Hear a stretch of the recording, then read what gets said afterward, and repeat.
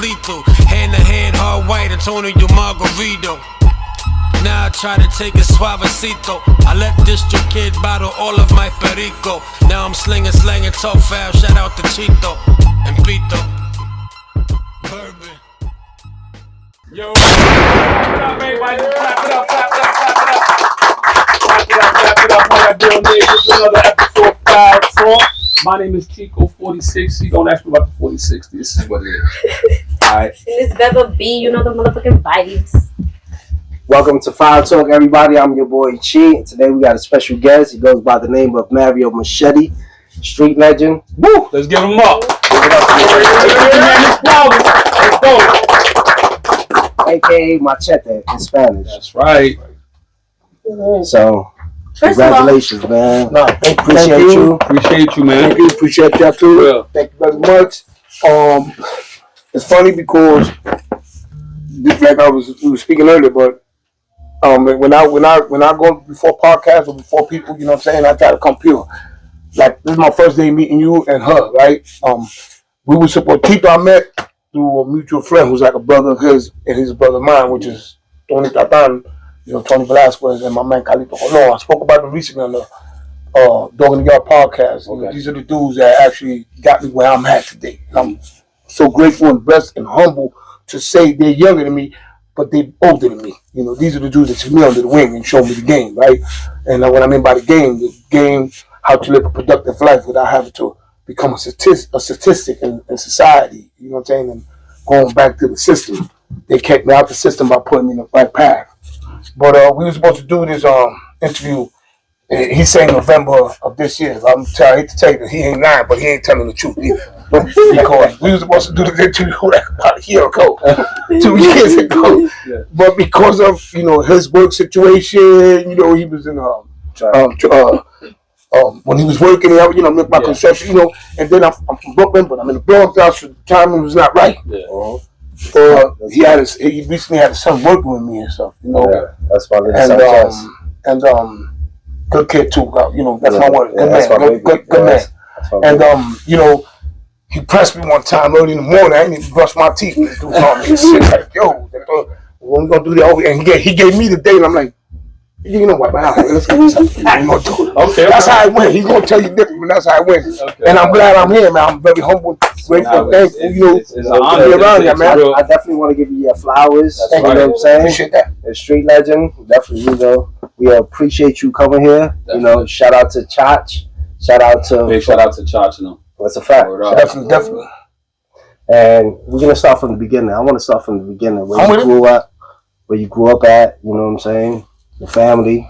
Probably gonna sound repetitious to people who probably hear it, but because this is your platform, you know, I could be a repetitious individual and tell you like my whereabouts. You know, like every Boricua, I come from a unique family. You know, not to be repetitious, I said it before. You know, it's a dysfunctional family. We Latinos, but I tell you the truth, you know.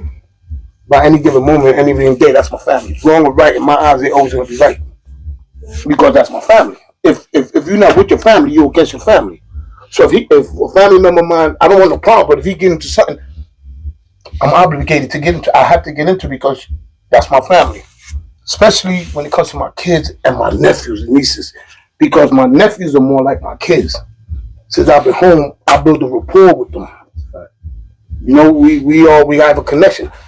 You see that here today, they pressed me. I didn't want to come. They was like, yo, Pio, we going? And I called Chito. I said, Chito, can my nephews pull up? Yeah, he can pull up. And they here. But, you know, I come from a unique family, man. We Boricuas. My mom's is from Santurce. Sometimes when I talk about my parents, you know, my tears come down because I've been in a situation. My pops passed away a few months ago. Oh, I'm sorry. And right before I did the podcast interview with Pistol Pete from Dog in the Yard, so my pops passed away. That was my mentor, my hero, my dad. My mom passed away when I was in prison. You know, but I was fortunate enough and grateful and thankful. I always thank God that I was able to have both my parents. They've been with me. I've always said that. I will never take that away from them. My 27 years of prison, my pops and my mom was there. When my mom got old, she checked my pop. You're going to see that man. So I owe him. you know, and that's why today's I'm a little emotional because, you know, pretty soon is my brother's birthday, the 31st. I got to go to the cemetery to face my pops, my mom's, and my brother. It's a little tough one, but yeah, I'm a Brooklyn boy. We're gonna get that shit straight. I love niggas from the Bronx. You know, shout out to my brother Troy A from Watson, Fisher, you know, Hover, you know, BX Hover. These dudes like they embrace me. I went to the Bronx, man, and I always tell everybody I love the Bronx. Bronx, they got some good motherfuckers over there. You said BX Over. BX Over is the guy that got in a situation with Cuban. Yeah. Okay.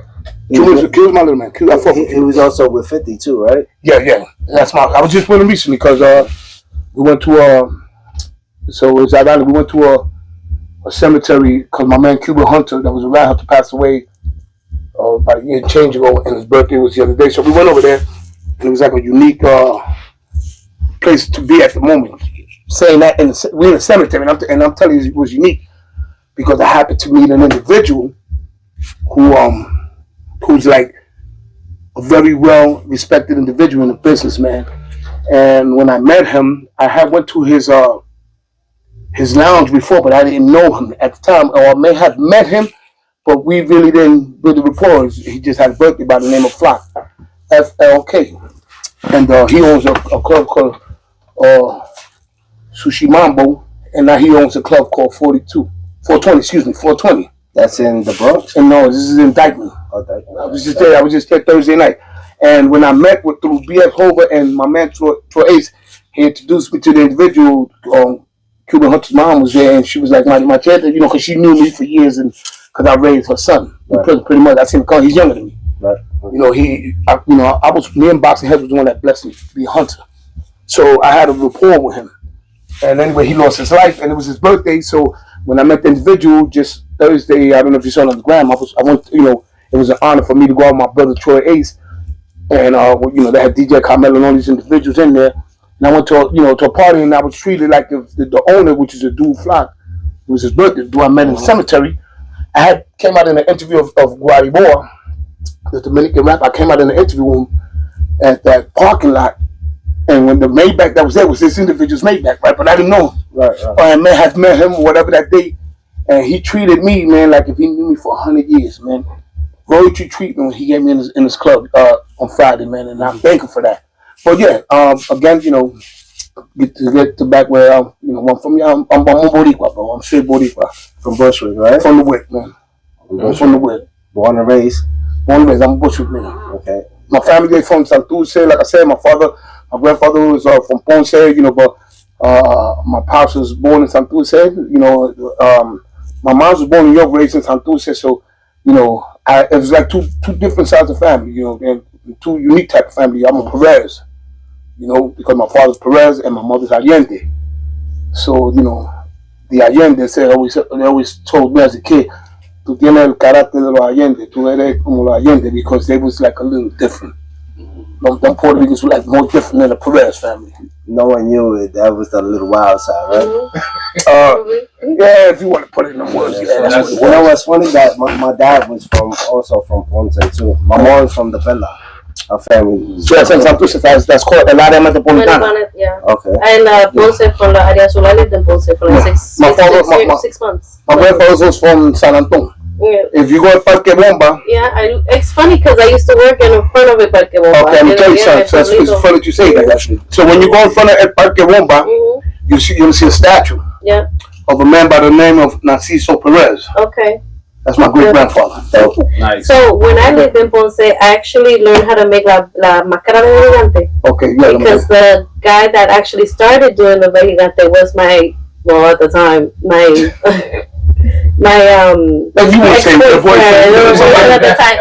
grandfather. So he was very well known, Alindato. So I learned how to make la máscara de Vejigante through them. It was dope. It was a really good experience.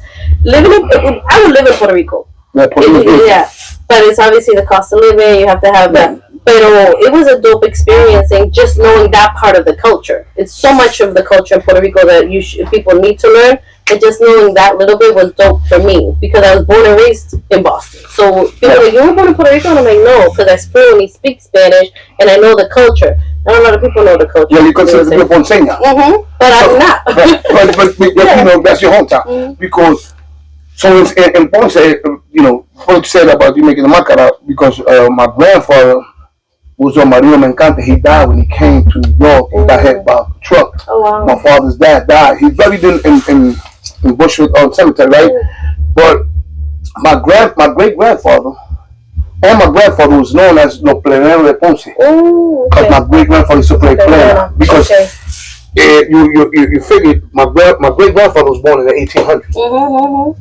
Is part of the they dropped them off. Yeah, you go to the same right. So, you know, I ain't this color because the sun hit me. Exactly. Yeah, you know, I'm a black man. Latino type thing. Yeah. So my, you know, and they were the Planeta de Ponce. You know what I'm saying? So, but so my grandfather, because he was a merchant marine in Puerto Rico, Marina Encante. He was a Marina Encante, and you know, he used to travel, and in his travels, you know, my grandmother was not his woman. Of course. You know, he used to drop off packages if you want. And he dropped off a load there. And you know, because it's funny, you know, we can make a joke out of it, but this is true. This is very unique because on my grandfather's side, I had Chinese uncles, African uncles, and an Italian uncle, because my grandfather was a merchant marine. So what he used to do, he used to go back in them days. The only thing they probably had was it was not even BD. It was gangrene. Or some you know some shit you take 2 pills and you cool. Like not today. You get that shit. That's it. You're in the oven. So that was my grandfather. You know, he was dropping off his package. And he happened to drop off a package on my grandmother's side, and you know, broke out, came back. My pops was born. Dropped another package, you know, then I had my aunt, you know, so, but that was not his actual woman, you know, it was his woman, but it was not his woman, you know, that's where my nephews and kids get that from, I'm a sincere person, you know. No, but it's crazy. My nephews are like that, and my kids, they just that. It's crazy because I look at it the way as, I'm Puerto Rican family, mother, father, but my last name is Italian. So my grandfather found out that he had also. About that. Sorry, but it's a. Yes, she came out. We have some Monique. You can't relate to that. You can't relate. He's talking about that stuff before about Massachusetts. Now he knows because we talk about Puerto Rico. You say that for later. You have the packages in Brooklyn. I get it. No, but you say you did 27 years. Yes. No, I didn't say how old? Well, you were different, but you were. How old were you? It was when I got arrested. My birthday is February 13th. I was born in 1965. So you do the math. In close to 3 months, I'm gonna be 60 years old. So on the 22nd of February 1986, a friend of mine had got shot, and 2 days later, they grabbed me for his body. At the time, there's only like me, the deceased, the actual killer or killers, because I don't know who they are, and I don't care who they are. The actual killers or killers, and a female that I was dating at the time, as well as the mother of my kids, knew my actual position because I was being unfaithful to the mother of my kids with another woman at the time that my man got killed. So on the 24th, I got arrested. My nephews that are here, one of my nephews here, he was a kid. He was in the stoop with my son. My nephew, they call him Spider. He's from, like I was telling you, from White Court Projects, Stephen. And they ran inside and told his mother, which is my sister, that the cops had grabbed me because I was brought out the house, eluded out my house, and I got arrested at 5:30, February 24th, 1986, and came home February 26th, 2013. Oh, wow. So you're talking about the 25 years that you did, 27 years. I did 27 years. But they gave you 25 years. 25 to life. Do you know what 25 to life means? Do you know the meaning of? It's not a trick. No. Explain. Do you know what 25 to life means? A lot of people don't. Like no chance of parole. No, you got a chance. Okay, you get a chance, but do you know what it means? If you don't, it's not. So 25 or life in prison. No. The minimum is 25. You did a bit before? No, I know, but I watch a lot of true crime shows. You show you the The minimum is 25, but if you get hit, they hit you like another 2 years, right? Right. So I was given. No, I was offered a 3 to 9, which means 3 years. Been and 9 years of parole, whatever the case may be. If I get hit before, but the offer was not an offer that I was accepting because even though I didn't know what who did it, I'm a man. I was a young man, but I was a man. I was a street dude. So my principles and morals, I was raised by an individual that taught me the game, and I was already going in the system in 1981. So this is 1985. So I knew the prison system like I knew my household. Yeah.